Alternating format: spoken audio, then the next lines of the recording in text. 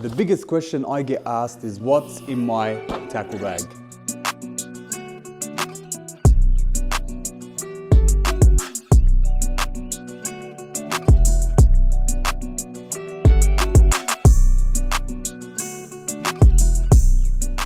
Now before I start off, I just want to give you guys a shout out. We've cracked that 1,000 subscriber mark on YouTube. Your support is what keeps me going and what keeps me making these videos. Now let's get right into this.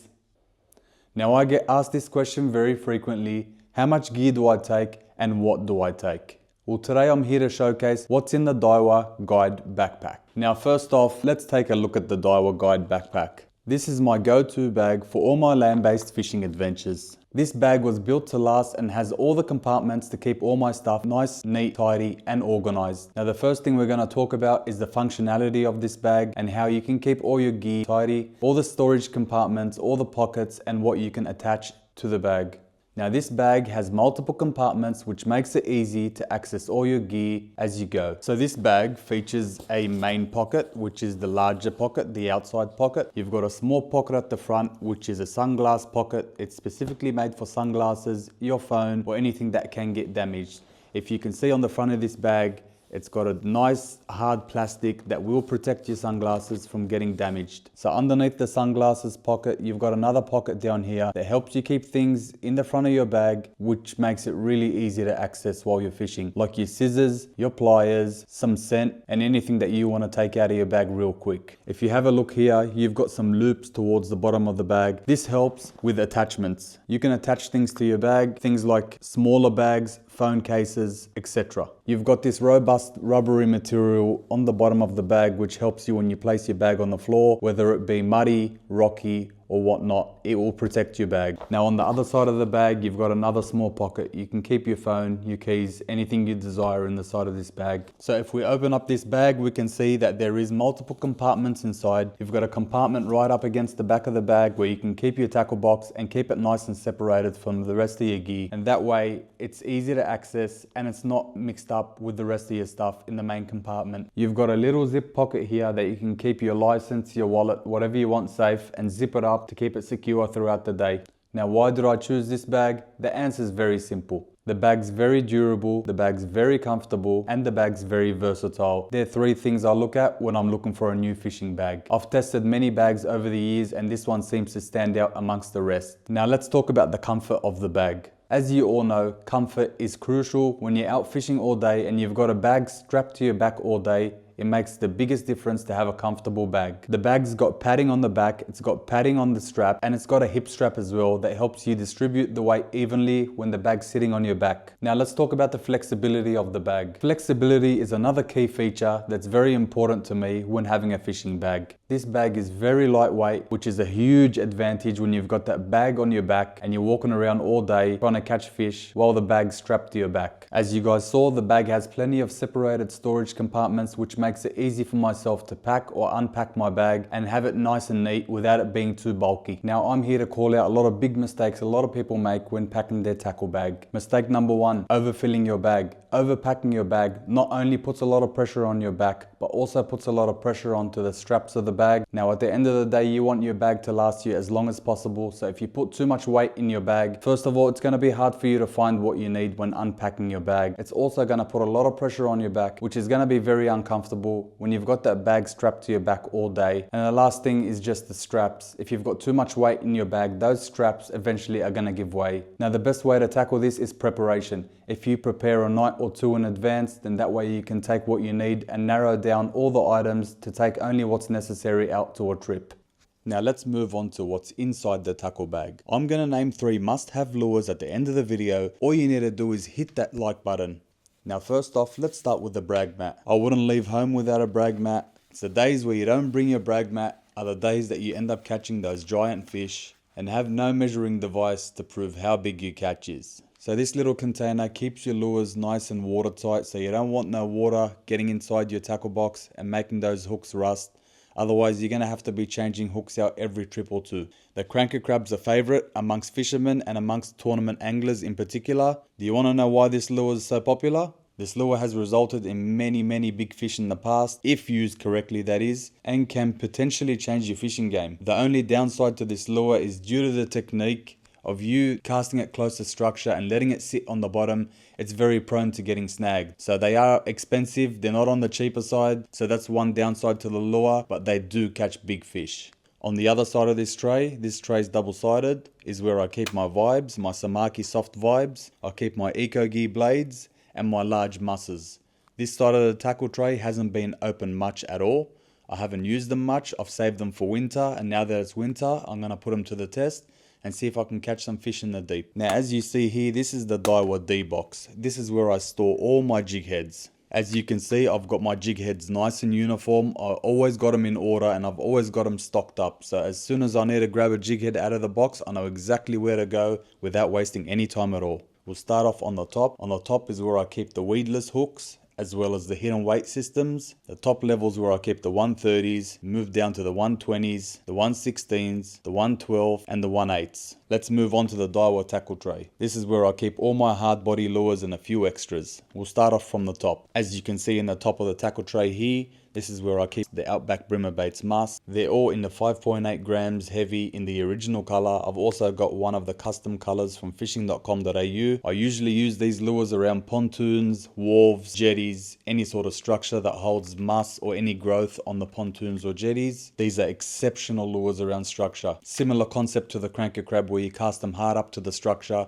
let them sink all the way to the bottom. Most of the times these lures get hit on the drop. If not, they get picked up off the bottom, and majority of the times you're catching big brim with these lures. In this next little compartment is where I keep my top water lures. These are my summertime lures. We'll start off with the sugar pen. We got some bent minnows, a Daiwa slippery dog in both sizes, and like I said, I use these mostly in summer when the fish are biting off the top. In this next compartment, I've got the Daiwa Sazanamis, which I've never used before, as well as the Daiwa double clutch. Haven't used these either. They're very popular on the black brim in Victoria, as well as the flathead here in Sydney, and they're even used to target trout.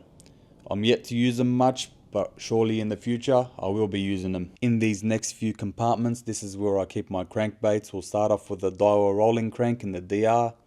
This is one of my favorite crankbaits, as well as the MR, which I'm going to show you next. The Daiwa rolling crank and the MR I mostly use on the flats and hard up against boat holes or parallel to structure as well, which has proven to be successful in the past for myself. These lures work great when the bite's tough. I've found that the profile of the lure and the action of the lure really gets the fish aggressive and they can't resist hitting the lure. In this next compartment, we've got the in-feet spike, both in the MR and the XDR. I mostly use these lures up against the edges, especially rocky edges, rock walls, etc. They seem to work best when they're bouncing off the actual rock. The brim seem to go nuts over it. This is one of the first lures I reach for when I'm fishing edges. In this next compartment, this is where I keep my mixed crankbaits. I've got some atomic shallow divers.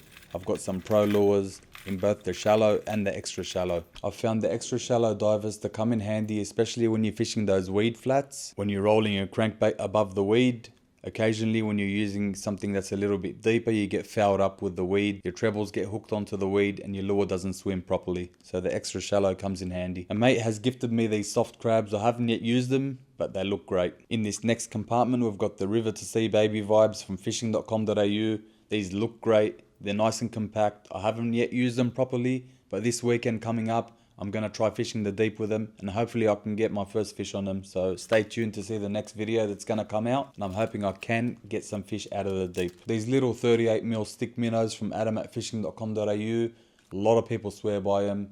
Haven't yet used them much. I've had a couple of casts with them with no success, but eventually I will stick with them and hopefully I can get some good fish on them. So let's move on to these bio baits here. We've got the gulp crabbies. A lot of you will already know this lure, the gulp crabby. Very popular, been around for a while.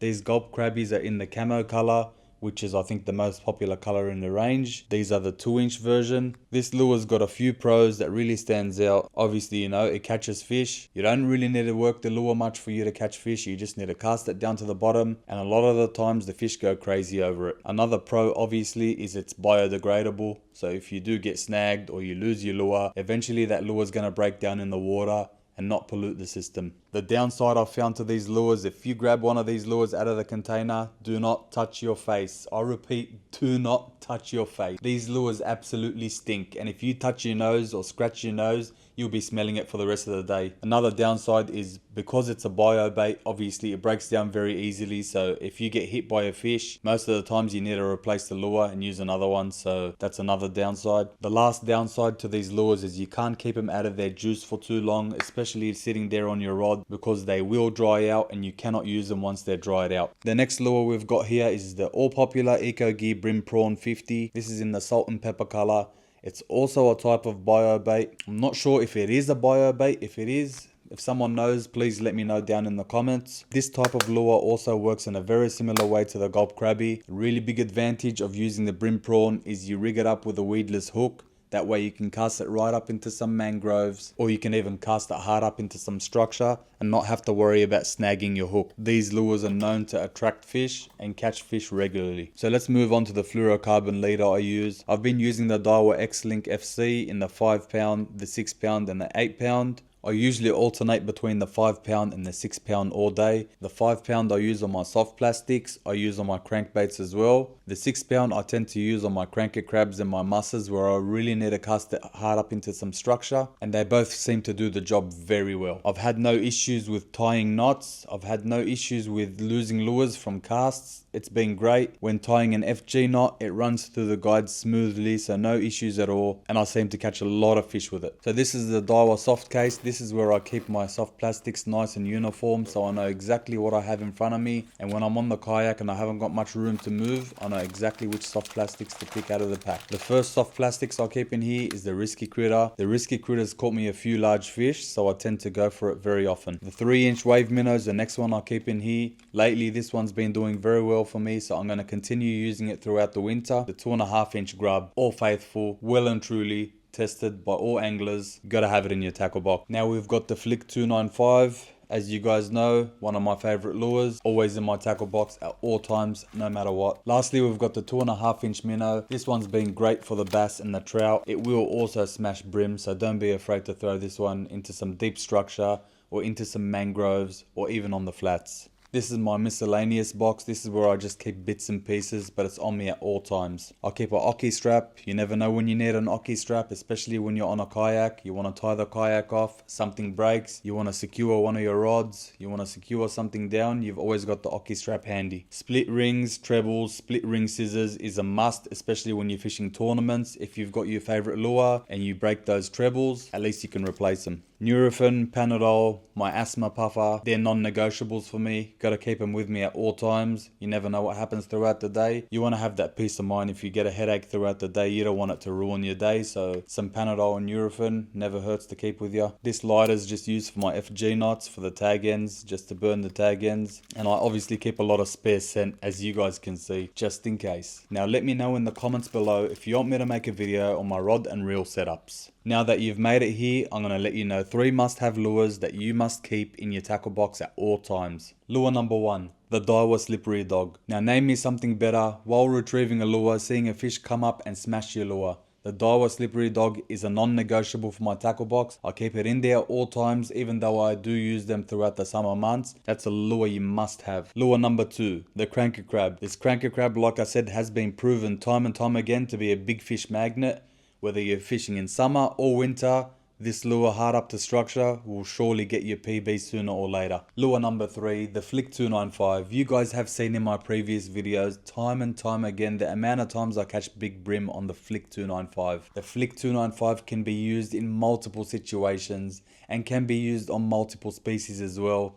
The way I like to use the Flick 295 is flick it up onto some shallows and rip it quickly into some deeper water and then let it flutter down and the fish go nuts over it. Whether you're fishing flats, whether you're fishing structure, whether you're fishing rock walls, it seems to all work with the Flick 295. You must have this lure in your tackle box. But wait, don't go anywhere, there's more. Now don't go anywhere, because in this next video I break down how to fish a river system after a big rain event or a big flood.